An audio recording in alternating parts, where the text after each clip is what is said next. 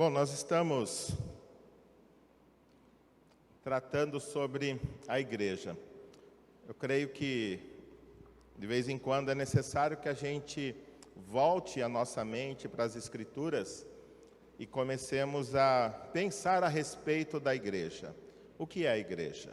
Eu creio que todos nós que frequentamos uma igreja, de alguma maneira nós temos um pensamento formado a respeito do que é a igreja. Tanto é que às vezes nós queremos que a igreja seja de determinada maneira, mas alguns irmãos queiram que ela seja de outra maneira. E aí às vezes há conflito. O que fazer? Quem está certo, quem está errado? Greg Ellison, ele diz o seguinte, no seu livro sobre eclesiologia, ele fala assim: a sua experiência eclesiástica influenciará a sua eclesiologia. Ou seja, a experiência que você teve frequentando a igreja, aquilo que você aprendeu, aquilo que você viveu na igreja, certamente influenciará a sua eclesiologia. O que é a sua eclesiologia? É o estudo sobre a igreja, o seu entendimento sobre aquilo que é a igreja. E ele diz: seja uma convicção devidamente desenvolvida e estudada a respeito da igreja, seja uma percepção subconsciente e intuitiva do que constitui a igreja e seus ministros. Talvez aquilo que você pensa da igreja, um dia você parou para pensar, talvez você tenha lido um livro, talvez você ouviu uma pregação, talvez você foi para a Bíblia e procurar cavar fundo o que é a igreja. Ou talvez você nunca tenha feito isso, mas você no subconsciente você pensa, a igreja tem que ser assim, ou a igreja deveria ser daquela forma.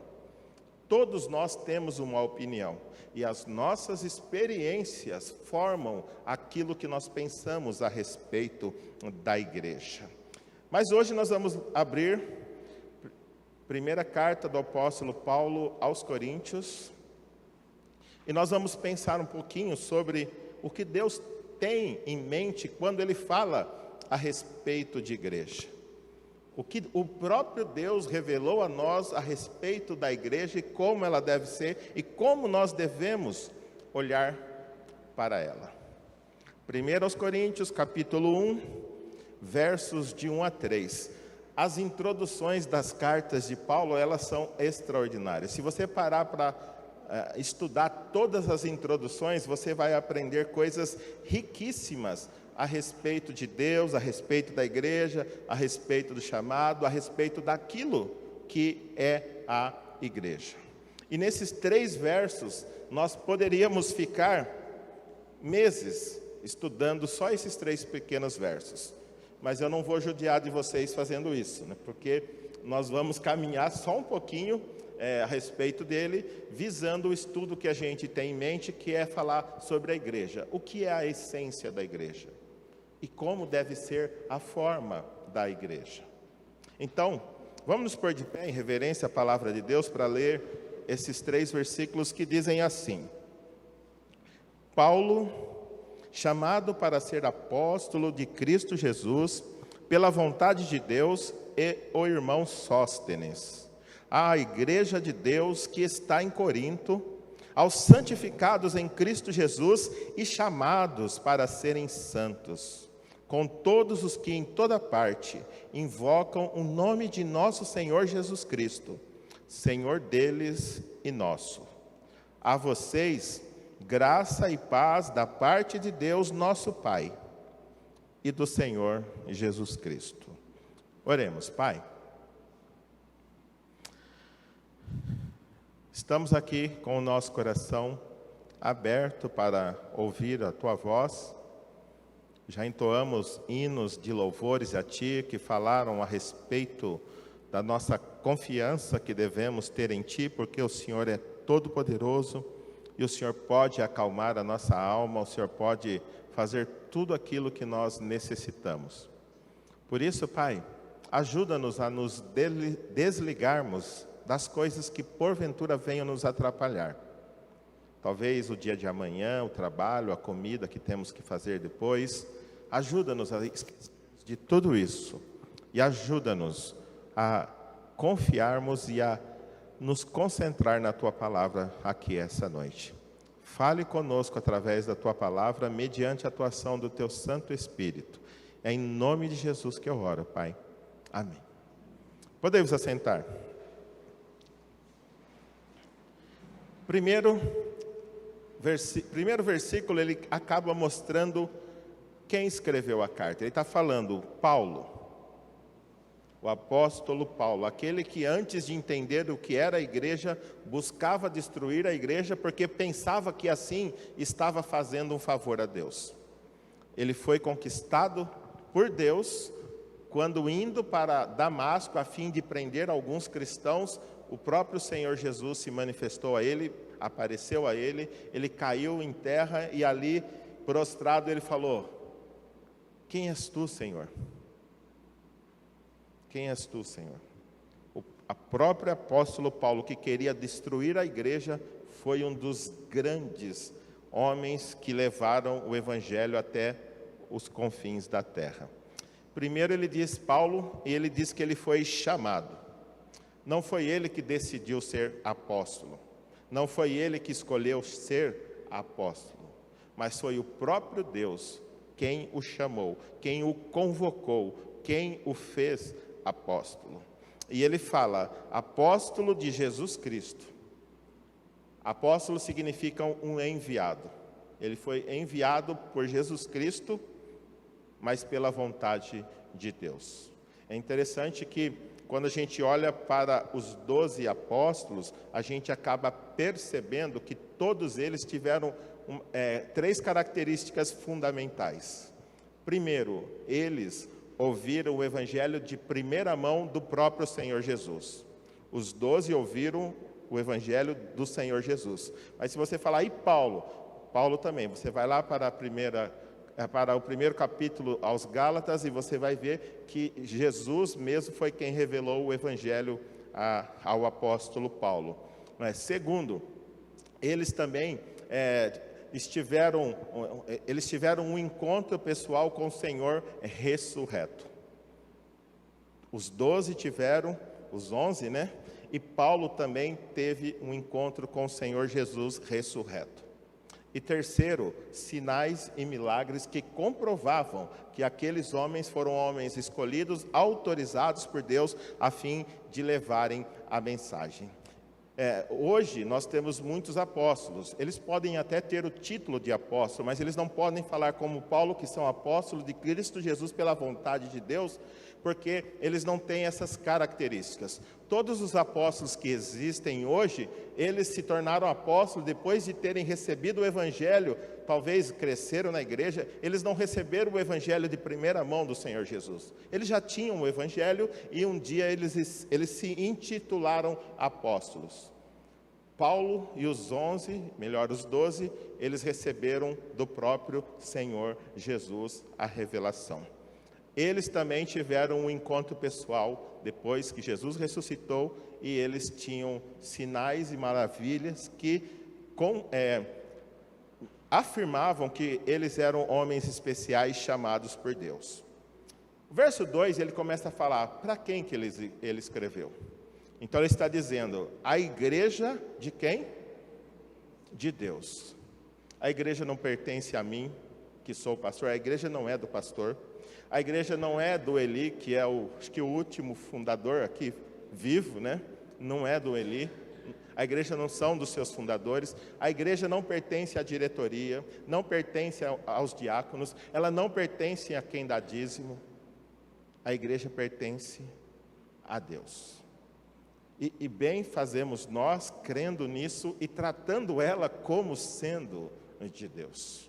Porque, por exemplo, se você tem um objeto, não importa qual seja o objeto, e você entende que esse objeto, desculpa a comparação, esse objeto pertenceu a John Lennon ou pertenceu a Elvis Presley, como é que você trataria esse objeto?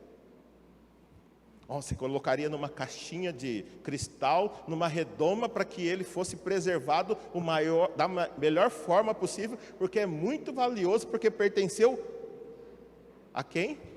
A Elvis Presley, como é que chama? Que eu falei, John Lennon, né? Esses dias a gente foi num lugar e eu me senti realizado. Nós fomos no Museu do Ipiranga e lá tinha todo protegido o cabelo da princesa Isabel. Aí eu olhei para André e falei, hoje eu posso morrer porque eu vi o cabelo da princesa Isabel. Então, dependendo quem é o dono, nós damos grande valor. Agora imagina o valor que eu e você temos que dar à igreja, que ela pertence a Deus, e Deus é muito maior que Elvis, muito maior que John Lennon, muito maior do que a princesa Isabel. Todos esses estão mortos. Mas Deus é o único Deus vivo e verdadeiro, Senhor dos céus e da terra e Senhor de tudo que há. Então a igreja, ela é preciosa, não porque ela nos agrada ou porque ela faz o que nós queremos. A igreja é preciosa porque ela pertence a Deus. E ele continua, a igreja de Deus que está em Corinto. A igreja não pertence à cidade de Corinto, mas ela estava na cidade de Corinto. A igreja batista Viva Esperança não pertence ao Jardim Eulina, mas ela está no Jardim Eulina. Ela pertence a Deus. E quem faz parte desse povo? O texto diz assim, aos santificados em Cristo Jesus.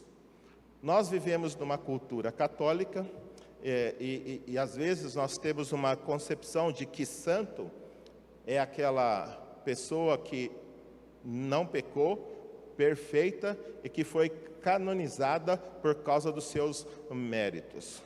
Mas quando a Bíblia chama de santo, e se você ler o resto da carta de Coríntios, você vai ver de que vida reta aquele povo não tinha nada.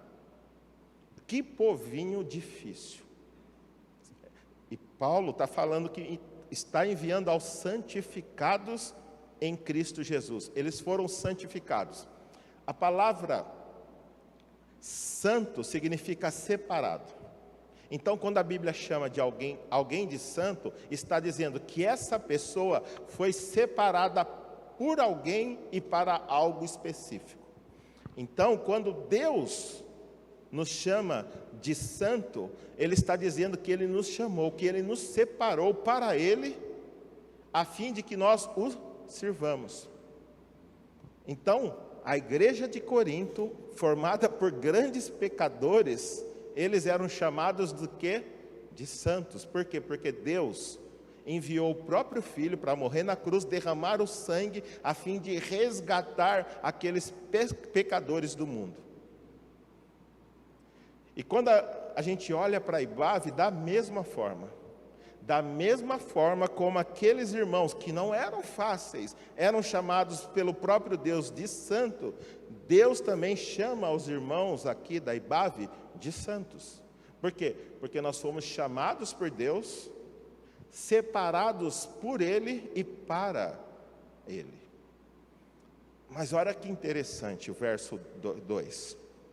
Aos santificados em Cristo Jesus, ou seja, nós estamos em Cristo, nós fomos chamados por Deus e estamos em Cristo. Então, posicionalmente, nós somos santos. Mas ele diz assim, e chamados para serem santos. Que história é essa? Aos santificados, e agora ele fala chamados para serem santos, então que é santos em duas vias. Você é santificado porque Deus escolheu você, então você está separado e pertence a Ele, mas o desejo dele agora que você está andando com Ele, é que você santifique a sua vida, que você ande de acordo com o chamado que você recebeu, que você abandone o mundo e passe a andar como Cristo andou e ensinou. Então nós temos que ser santos de duas formas. Deus nos chamou para sermos santos, e agora, mediante a atuação do Espírito Santo sobre o nosso viver, nós vamos deixando as coisas de outrora para viver em novidade de vida, uma vida que agrada a Deus. Mas olha como o texto continua. Santificados em Cristo Jesus, chamados para serem santos. O primeiro santificado é o posicional, é alguém que está em Cristo porque foi chamado por Deus. Nesse aspecto, ninguém é mais santo do que outro. Todos nós somos iguais, porque ao pé da cruz o chão é plano. Todos nós somos iguais diante de Deus. Mas quando começamos a conviver um com os outros, nós começamos a perceber que uns levam Deus mais a sério. E outros nem tanto. Nem tanto. Uns levam a palavra de Deus a sério, outros nem tanto. Então, posicionalmente nós somos iguais, mas na vivência Ele espera que nós cresçamos, dia após dia, sendo lavados pela palavra de Deus, fortalecido pelo Espírito, abramos mão das coisas que para trás ficam e avancemos para que estão adiante, para recebermos o prêmio da soberana vocação do chamado celestial em Cristo Jesus. E o texto diz: mas quem pertence a essa igreja de Deus? Olha o verso 2, continua dizendo: com todos o que em toda parte invocam o nome do Senhor Jesus Cristo, Senhor deles e nosso. Parece que aqui Paulo está falando dos dois aspectos da igreja do Senhor. O primeiro aspecto é a igreja local. Nós somos uma igreja do Senhor Jesus Cristo. Mas ele está falando também com todos aqueles que em todo lugar invocam o nome do nosso Senhor Jesus Cristo, Senhor deles e nosso. Há também a igreja universal, ou a igreja triunfante. A igreja local é formada por aqueles que pertencem a essa igreja. A igreja universal é formada por todos os crentes, desde o dia de Pentecoste, quando a igreja iniciou, todos aqueles que partiram, morreram e já estão com Cristo, até a volta de Jesus, quando Ele arrebatar a igreja. Essa é a igreja universal. Não a universal do reino de Deus, embora ela seja a igreja universal de Deus. A igreja de Deus é formada por todos aqueles que um dia entenderam o Evangelho, entenderam quem é Jesus, e entendendo o Evangelho, entendendo quem é Jesus, se renderam a Ele, receberam Ele como seu Senhor e Salvador, e por isso hoje pertencem à igreja local, mas também à igreja universal. E aí, com todos os que em toda parte invocam o nome do Senhor Jesus. Uma das características da igreja. A igreja não confia a vida e o seu bem-estar a esse prédio, às suas reuniões, embora as nossas reuniões sejam para edificação, para louvor, para exaltação do nosso Deus, e isso traz paz ao coração. Mas a nossa confiança não deve estar naquilo que fazemos aqui. A nossa confiança deve estar no Senhor Jesus. E Paulo está falando, a todos que invocam o nome do Senhor Jesus. A quem você clama quando está passando por dificuldade? A quem você busca? Tudo bem, você pode buscar o pastor, pedir para que ele ore por você, você pode fazer isso, mas a sua confiança não tem que estar na oração do pastor, a sua oração tem que estar no Senhor, que pode responder à oração. A sua confiança não pode estar nos programas que nós fazemos, porque alguns acreditam que a igreja é responsável por fazer programas para que a sua vida seja transformada sem que você se envolva com o processo. Qual que é mais fácil? Você vir aqui na igreja e aqui vai acontecer algo que você vai ser abençoado, né? E não abençoado? Ou você durante a semana dobrar o seu joelho, orar, ler a Bíblia, servir ao Senhor com seus dons e talentos, qual que é mais fácil? Você investir no seu relacionamento com Jesus diariamente, através da oração, da leitura, do serviço, ou você vir só domingo à noite, e aqui domingo à noite nós vamos fazer uma campanha, talvez do sal grosso, ou talvez o paletó do pastor, que vai colocar em você, e aí sim você vai sair bem suado daqui. Qual que é mais fácil? É muito mais fácil eu transferir a responsabilidade espiritual do meu crescimento para o pastor e para a igreja, do que eu realmente me envolver com Jesus e desenvolver a minha salvação, como ele diz ali em Filipenses capítulo 2. Eu tenho que sair da minha zona de conforto e manter um relacionamento com Deus. O pessoal aí que já é casado deve lembrar como foi os primeiros dias de namoro. E como vocês queriam, dia após dia, passar mais tempo com a pessoa amada, não era assim? Com Jesus da mesma forma. Mas nós falamos que amamos Jesus e ficamos 4, 5 horas no celular, na Netflix, e nós não conseguimos fazer uma sopa durante a semana, não conseguimos ler um versículo da Bíblia. E como podemos falar que amamos esse Deus a quem nós não queremos ter tempo com Ele? Como podemos falar que amamos a Deus se nós não investimos tempo no nosso relacionamento com Ele? Então, Paulo está escrevendo para aqueles santos que invocam nas suas dificuldades o nome do Senhor Jesus. E ele também diz: a vocês, aí vem a dupla dinâmica. Quase toda a carta de Paulo ele tem essa dupla dinâmica. Ele fala graça e paz. Graça é o começo do Evangelho. Se não fosse a graça de Deus, nenhum de nós desfrutaríamos do amor, do cuidado, do perdão de Deus. Ele só nos perdoa não por obras de justiça por nós apresentadas, mas Ele nos perdoa, Ele nos ama, Ele nos abençoa por causa da sua graça. A graça vem de uma raiz que significa coisas que produzem bem-estar. E a única forma de ser produzido um bem-estar entre um homem pecador e um Deus santo é se essa graça entrar e suavizar esse relacionamento. De outra forma, a ira de Deus permanece sobre esse pecador.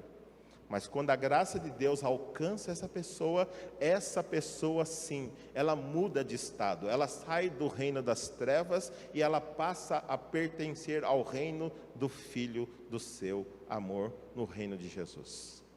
Graça é o início do Evangelho. Nós somos salvos pela graça, por meio da fé. Isso não vem de nós, é dom de Deus, não de obras para que ninguém se glorie. Efésios 2, 8 e 9. E aqui, a graça que começa resgatando pecadores do lamaçal do pecado, desemboca na paz. O que é paz?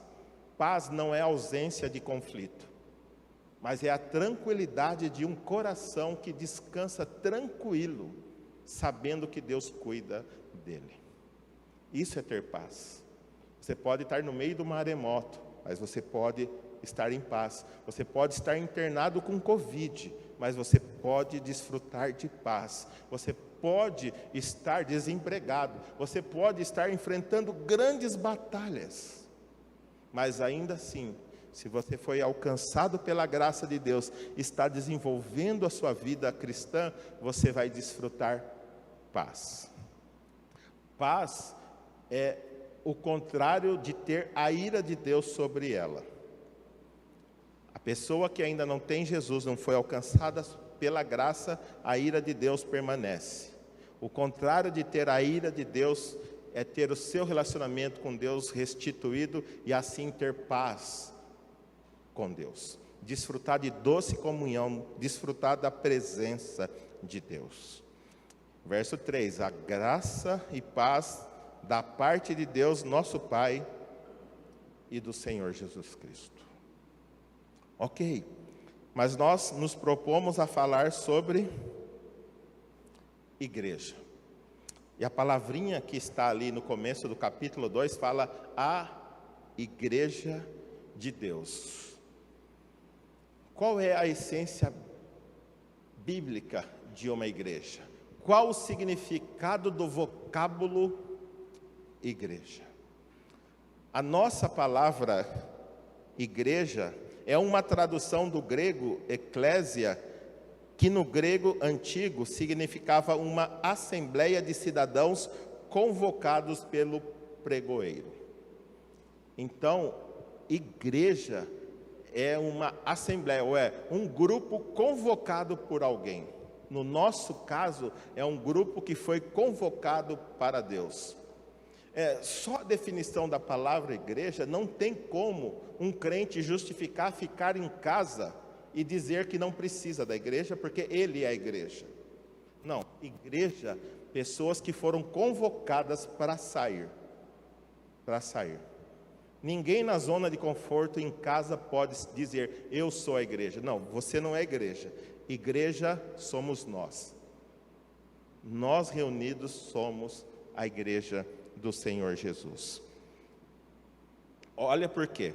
A palavra eclésia significa, ou seja, ela é formada por duas outras palavras. Ek, fora de, e kalel, chamar, convocar, com o significado de chamar para fora.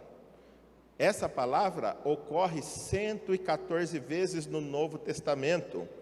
E então, tomando o sentido etimológico, ou seja, a origem da palavra eclésia, podemos dizer que Deus em Cristo chama os homens para fora do mundo. Ele quer que nós vivamos uma vida diferente. Ele nos convoca, Ele nos chama para que nós nos reunamos. Naquela época, as cidades elas eram muradas, elas tinham portas, e quando alguém tinha um assunto importante para tratar, ele convocava os moradores da cidade ali para aquela porta. E isso era uma igreja, era um grupo que foi chamado para fora ali para uma reunião. Logo, ali como Paulo fala, nós fomos chamados para serem santos. Ele está dizendo que nós fomos chamados para sairmos do mundo e pertencermos a Ele. Pertencermos a Ele. Ok. Como eu já falei um pouquinho, só para explicar novamente os dois aspectos da igreja de Cristo: a igreja local, um grupo de cristãos professos em Jesus Cristo, batizados em nome de Jesus e organizados com o propósito de fazer a vontade de Deus. E a igreja universal é o conjunto de todos os cristãos desde o início, realizada na morte, ressurreição e ascensão de Jesus Cristo e criada pela descida do Espírito Santo no Pentecoste, até a segunda vinda de Cristo, no fim da presente era. E ela agrega tanto os crentes falecidos que agora estão na presença de Cristo no céu, quanto os crentes vivos espalhados pelo mundo. Igreja é a reunião de pessoas. Você na sua casa sozinho, você é uma parte da igreja, mas você não é a igreja. Você não pode realizar tudo aquilo que a igreja precisa fazer. A Bíblia tem mais de 27 uns aos outros. Como é que você vai realizar esse uns aos outros sozinho em casa? Amar uns aos outros, servir uns aos outros, edificai-vos uns aos outros, encorajai-vos uns aos outros, corrigi-vos uns aos outros, disciplinai-vos uns aos outros. Como é que nós vamos fazer isso em casa sozinho?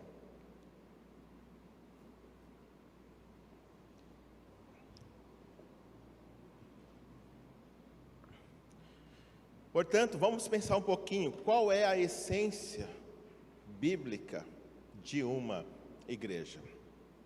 Que instrumento é aquele ali? Uma bicicleta. Vocês estão bem, hein? Uma bicicleta. Se eu tirar aquela cestinha ali, ela continua sendo bicicleta?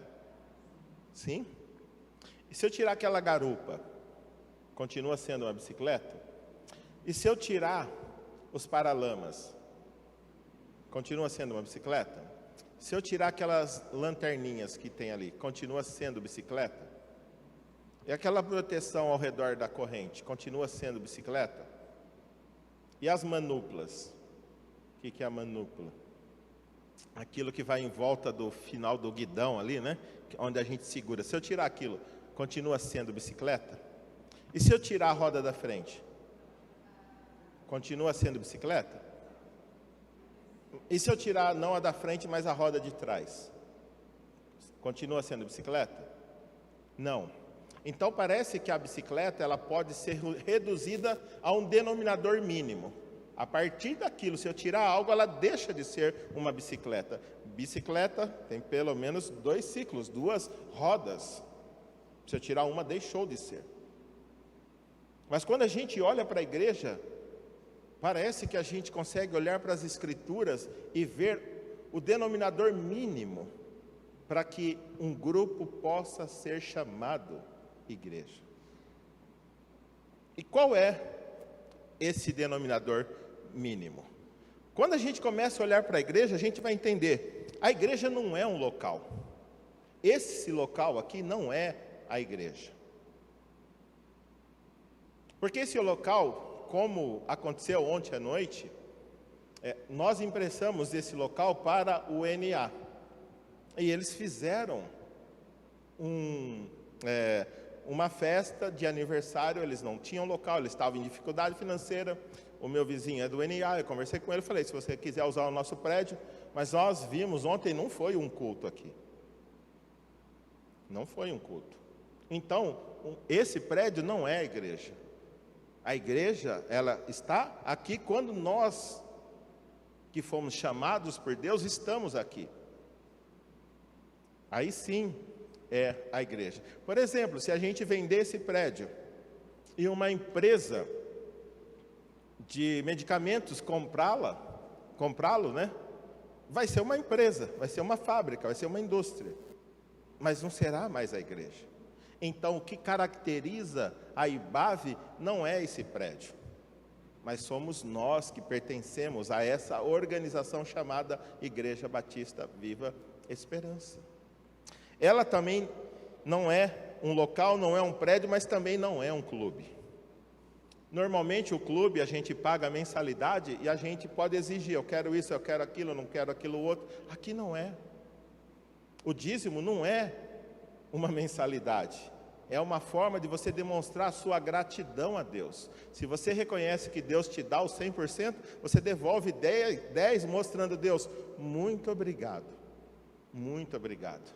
Mas o seu dízimo não é para que você exija da igreja que satisfaça o desejo do seu coração pecaminoso que está tentando comprar Deus. Porque assim, vocês sabem o que é a simonia? Lá em Atos, você vai ver que quando Pedro e João estavam pregando, e eles fizeram alguns milagres. E fazendo alguns milagres, certa vez, tinha ele fazia encantamentos, na verdade ele era um mágico, né? Ele fazia magia, e ele chamava Simão. E ele enganava o povo. E certa vez, quando ele viu que, mediante a oração dos apóstolos, o Espírito Santo descia sobre as pessoas que ouviam o Evangelho, ele falou, esse é o poder verdadeiro, eu quero isso aí. E chegou para os apóstolos e falou, quanto vocês querem para dar esse poder para mim?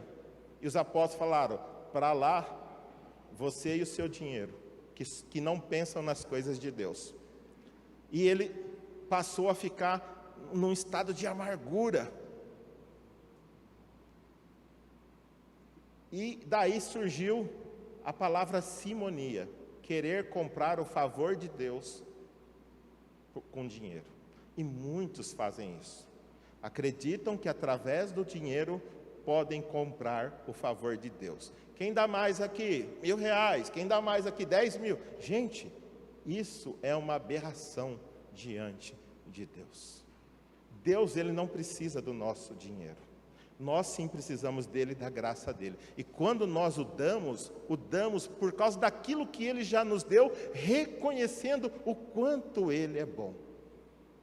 E toda tentativa de manipular pastores e igrejas mediante dinheiro não é bem vista por Deus. Não é bem vista por Deus. Você pode dar se Deus tocar o seu coração e você é livre. Mas você dá para querer controlar o que acontece na igreja, aí Deus não precisa do nosso dinheiro. Deus não precisa do nosso dinheiro. O nosso dinheiro é muito bem visto, porque tudo isso aqui funciona com dinheiro. Eu não posso chegar ali na Sanasa ou na Força e Luz e falar, nós somos uma igreja, nós ajudamos a comunidade, a gente empresta o nosso prédio, e ele não vai bater, pago a nossa energia elétrica, não vai fazer isso. Tudo funciona com dinheiro, mas com dinheiro de corações gratos, que reconhecem quem é Deus, e o quanto Ele é bom, e por reconhecerem quem Ele é, e o quanto Ele é bom, decidem cooperar com a obra dEle. Esse é o dinheiro que é abençoado, abençoa tanto a igreja, quanto abençoa a própria pessoa que dá. Mas também a igreja não é uma casa de entretenimento.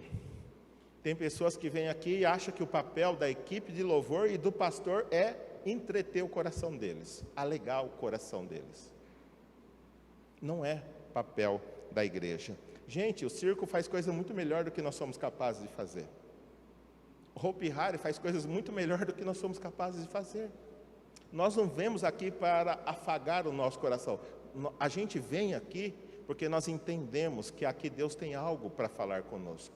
E quando a Bíblia é aberta, Deus quer falar algo ao meu coração que pode me ajudar a viver melhor com Ele, ainda que eu não goste. Ainda que eu não goste.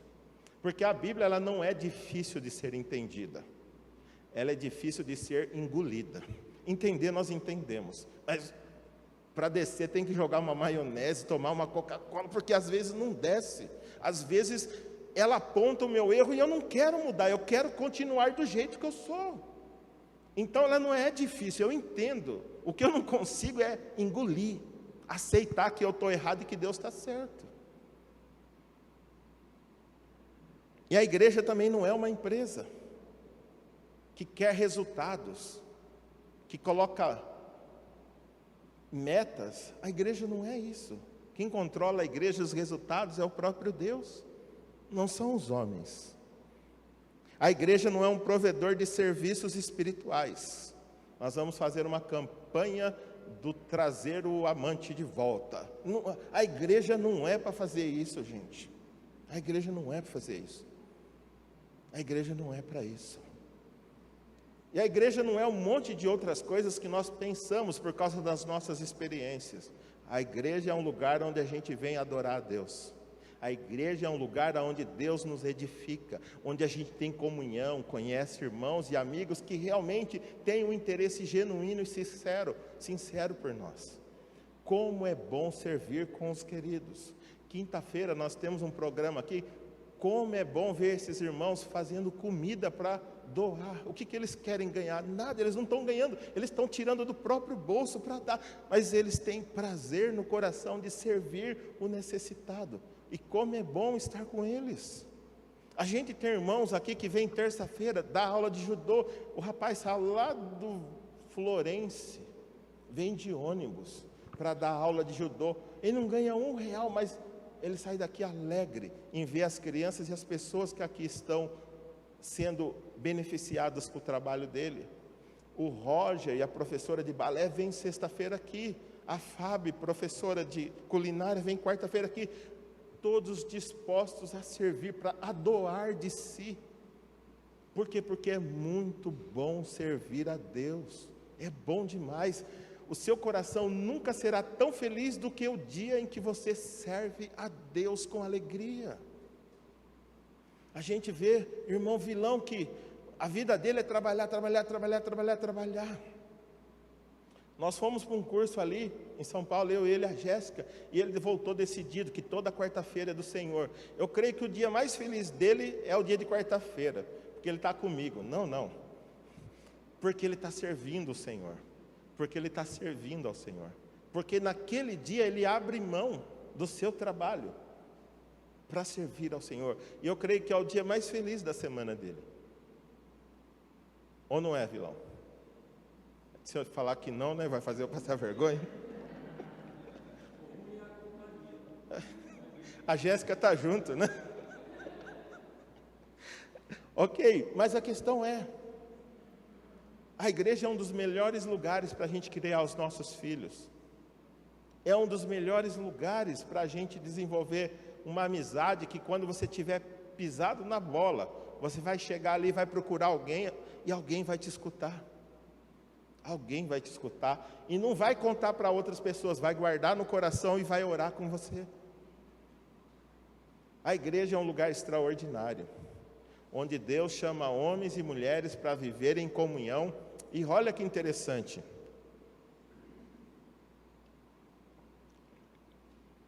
a igreja chama homens e mulheres diferentes, pensamentos diferentes, desejos, motivações diferentes, mas ele pega tudo isso, une na cruz de Cristo e conduz todos eles na mesma direção. Como nós estamos dizendo ali, todos nós queremos conhecer a Deus, e ali inclui escola bíblica. Seria muito bom se você viesse na escola bíblica também, e o culto de louvor, servir no mundo. A igreja tem servido no mundo. Às vezes nós não precisamos ir, mas nós estamos abertos para receber, como a gente tem recebido a comunidade na terça-feira para fazer judô, na sexta-feira para fazer hip hop, na quinta-feira sim, a gente vai. E amar uns aos outros, nós precisamos, com a graça de Deus, quem sabe em março, voltar com os pequenos grupos. É aquele tempo onde a gente se reúne na casa das famílias, a gente conversa sobre a Bíblia, a gente compartilha as nossas lutas, a gente ora um para os outros e a gente come também. Isso é muito bom. Vocês devem perceber, eu não sou muito de comer, mas a grande dificuldade é que eu amo os cozinheiros. E eu não posso fazer desfeitas para eles. Eu amo, então eu como tudo que eles fazem, para demonstrar o meu amor por eles. Mas a igreja é muito diferente, às vezes, daquilo que a gente pensa. Uma outra questão: quem é que pertence a essa igreja? Então a gente vê que é um grupo de pessoas regeneradas. O que é uma pessoa regenerada? Regenerar é renascer, nascer de novo, nascer do alto, ter passado por uma profunda transformação da mente, que leva a uma vida nova que procura conformar-se à vontade de Deus, gerar novamente. A palavra traduzida por regenerar significa tudo isso. Eu estou vivendo uma vida nova. Eu fui criado de novo. Eu fui regenerado. E olha lá o que diz o texto de Tito. Mas, quando da parte de Deus, nosso Salvador, se manifestaram a bondade e o amor pelos homens, não por causa de atos de justiça por nós praticados, mas devido à sua misericórdia, Ele nos salvou pelo lavar regenerador e renovador do Espírito Santo, que Ele derramou sobre nós generosamente por meio de Jesus Cristo, nosso Salvador. Ele o fez a fim de que, justificados por sua graça, nos tornemos seus herdeiros, tendo a esperança da vida eterna. Gente, é um texto que tem muitas palavras, que daria uma série incrível de mensagens. Quando nós falamos de misericórdia, quando nós falamos de lavar regenerador e renovador do Espírito Santo, ou seja, Deus forma a sua igreja regenerando, lavando pessoas da sua vida passada e colocando elas na sua igreja. E que diz assim, essa misericórdia, Ele derramou sobre nós generosamente. E Ele fala, não por atos de justiça. Às vezes nós acreditamos que vamos ser salvos por causa de coisas que nós fazemos. Esquece. A única coisa que eu e você conseguimos fazer é nos afastar de Deus, é fugir de Deus, é desagradar a Deus. Mas graças ao amor dEle, Ele derramou o Espírito e nos regenerou. Pessoas regeneradas. Portanto, olha o que diz 1 Coríntios 5,17. Portanto, se alguém está em Cristo, é nova criação. As coisas antigas já passaram, eis que surgiram coisas novas. Aquela pessoa que foi chamada por Cristo para estar ali é uma nova criação. Deus recria ela, regenera ela, um novo nascimento, nasceu do alto. Agora a questão é, como uma pessoa é regenerada? E isso é muito importante, que você preste atenção. Veja o que Pedro diz. Vocês foram regenerados, não de uma semente perecível, mas imperecível, por meio da palavra de Deus, viva e permanente. Como Deus regenera pessoas? Mediante a palavra de Deus.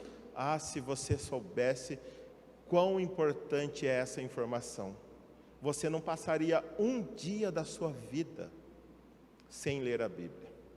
O quanto Deus pode fazer na sua vida, mediante a leitura da palavra. Às vezes a Andréia fala, não sei porque você lê tanto a Bíblia e não muda. Ela não sabe que se eu não lesse tanto a Bíblia, eu seria muito pior. É isso que ela tem que entender. Eu sou o que sou, graças a ler a Bíblia. Eu poderia ser muito pior, muito pior, muito pior.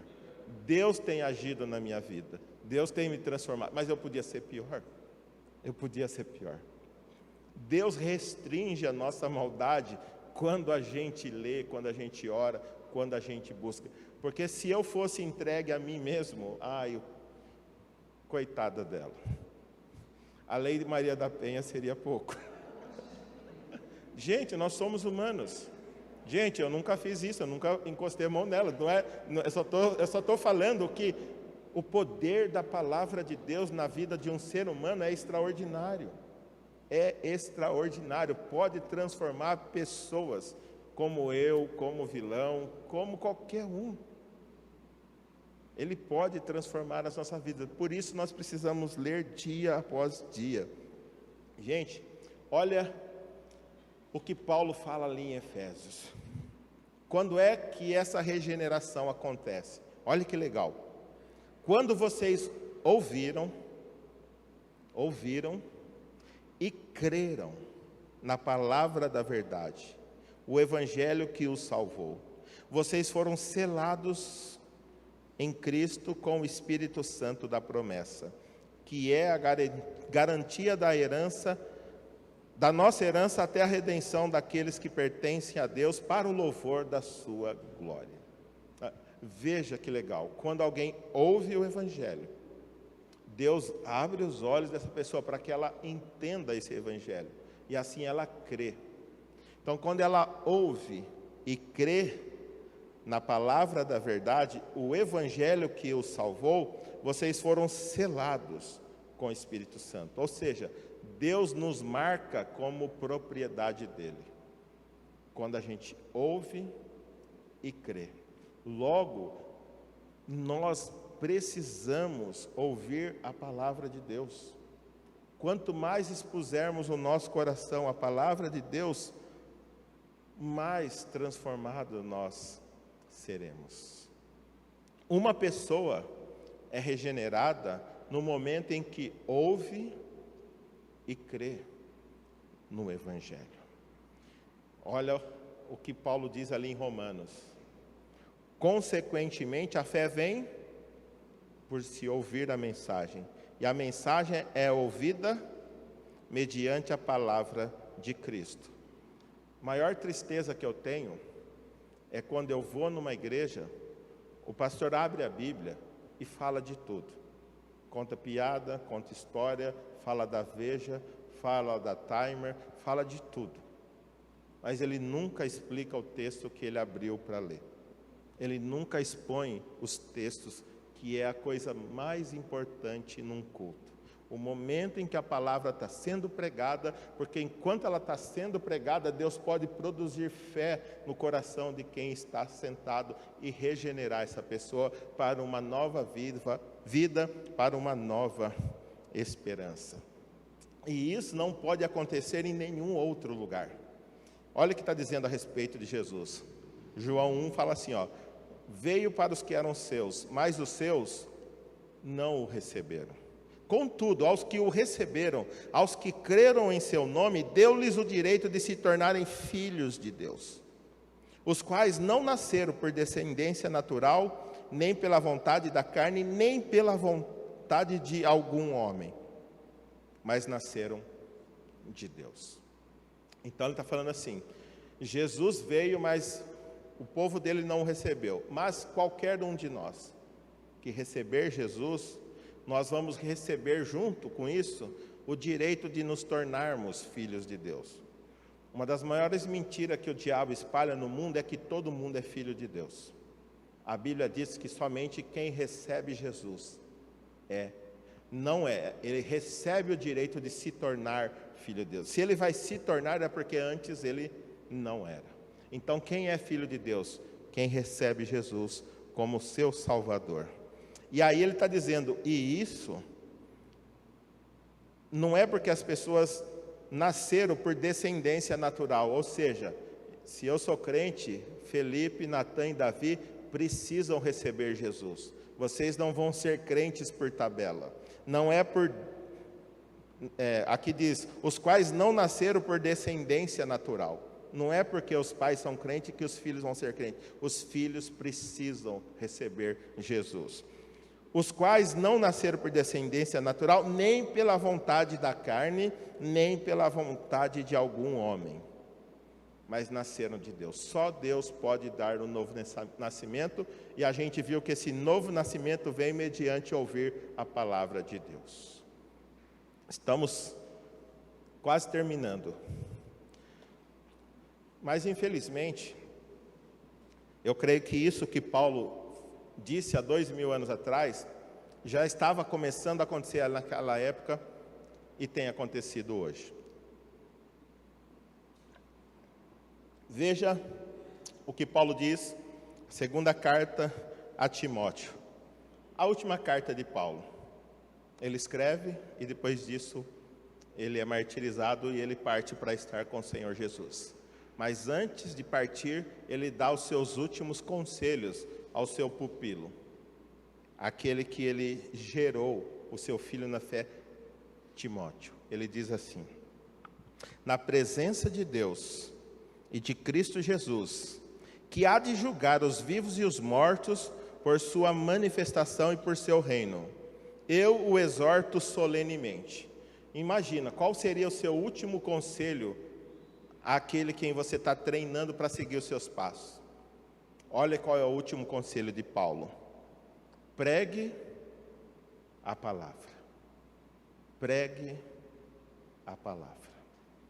Paulo, prestes a morrer, fala para Timóteo, não perca tempo discutindo tolices, com mitos, com contos de fada. Pregue a palavra. Por quê? Esteja preparado, a tempo e fora de tempo.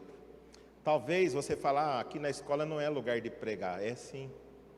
Aqui no trabalho não é. É sim. Numa festa de família. É sim. Esteja preparado para pregar a tempo e fora de tempo. Se não é tempo, então é fora de tempo. Pregue. Pregue. E ele diz assim, corrija. As pessoas não querem ser corrigidas. É a geração mimimi. Você não pode falar nada. Falou. Mãe, pai. Gente, a Bíblia está dizendo, ela foi dada para nos corrigir. Nós devemos corrigir uns aos outros através da Bíblia. Também diz, exorte com toda paciência e doutrina. Por quê? Olha o verso 3. Pois virá o tempo em que não suportarão a sã doutrina. Gente, se tem algo que o ser humano mais odeia, é a palavra de Deus. Eles não suportam. Por quê? Porque a palavra de Deus é viva e eficaz, e Hebreus 4,12 diz que ela penetra, a ponto de dividir juntas e medulas, espírito e alma, e discerne a intenção e os pensamentos do nosso coração.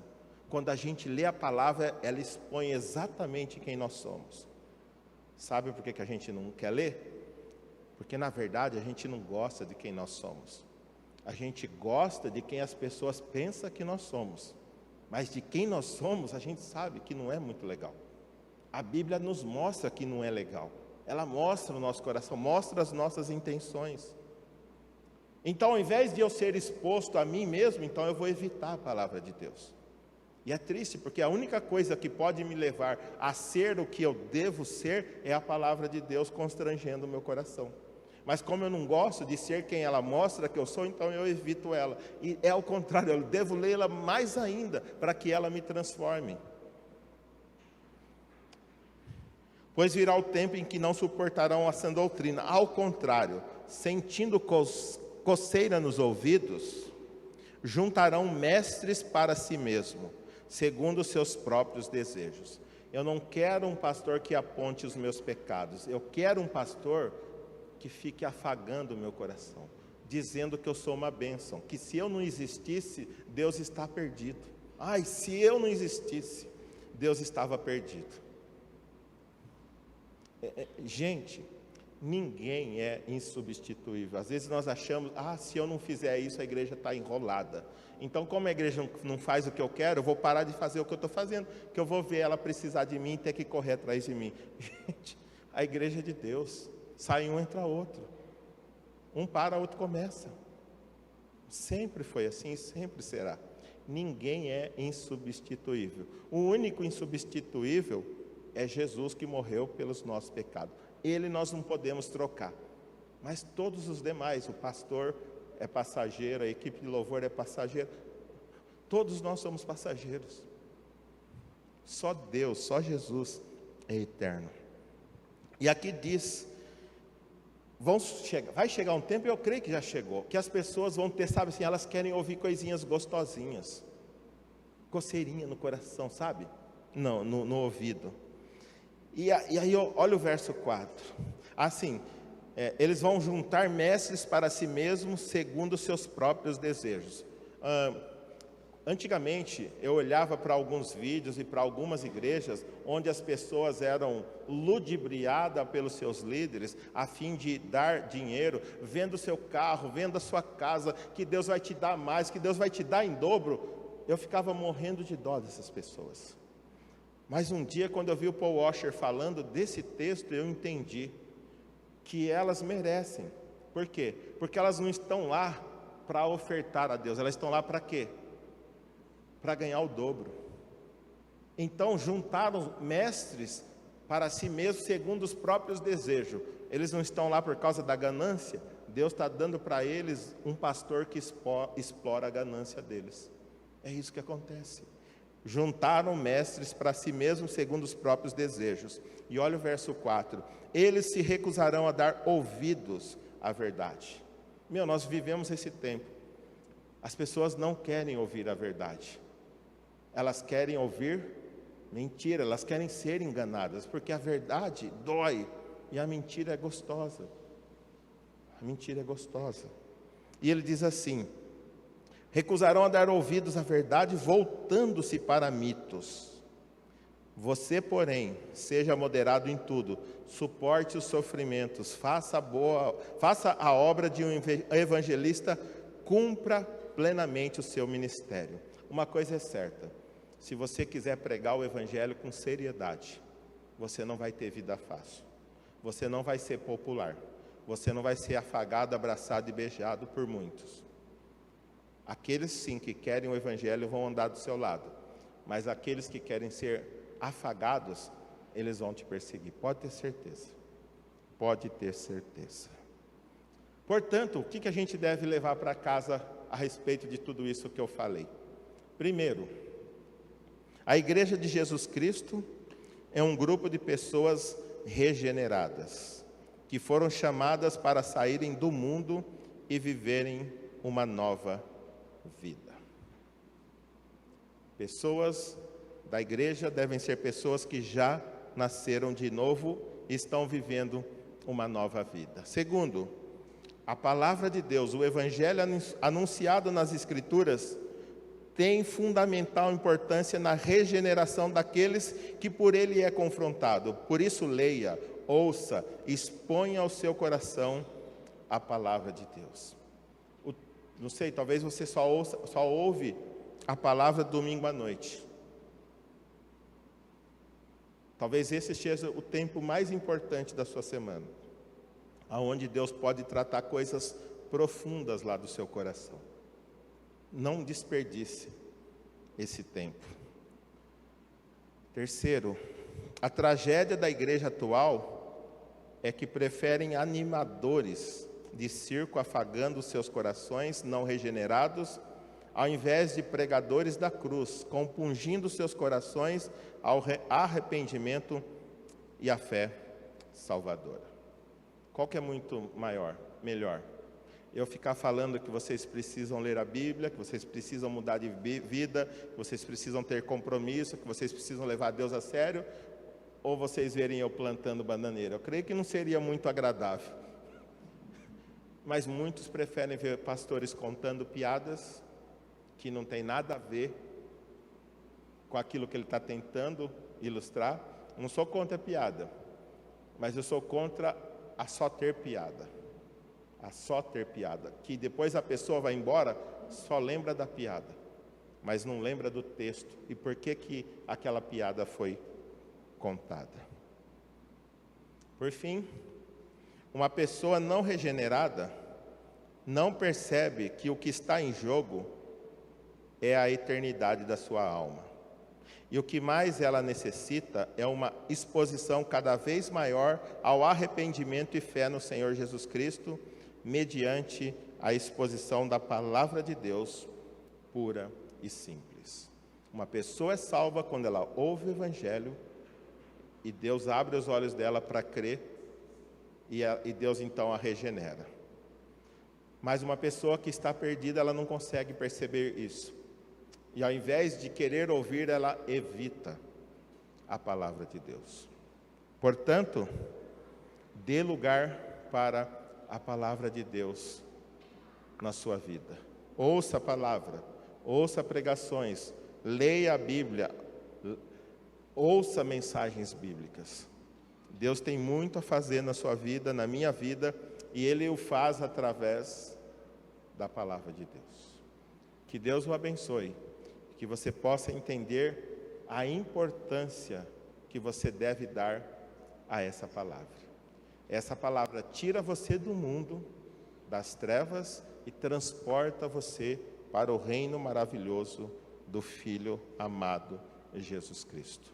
Ela muda a sua eternidade no inferno para uma eternidade no céu com o Senhor Jesus. Que você possa ser abençoado com essa palavra, essa noite, durante toda a semana e por toda a sua vida. Pai, em nome do Senhor Jesus, eu quero suplicar que a Tua graça maravilhosa pegue essa mensagem e aplique ela aos nossos corações. Que debaixo da Tua graça nós possamos entender a importância da igreja e a centralidade da palavra de Deus no seio dela. Obrigado por essa noite, obrigado por esse tempo, obrigado pelas pessoas que o Senhor trouxe aqui. Em nome do Senhor Jesus, Pai. Amém.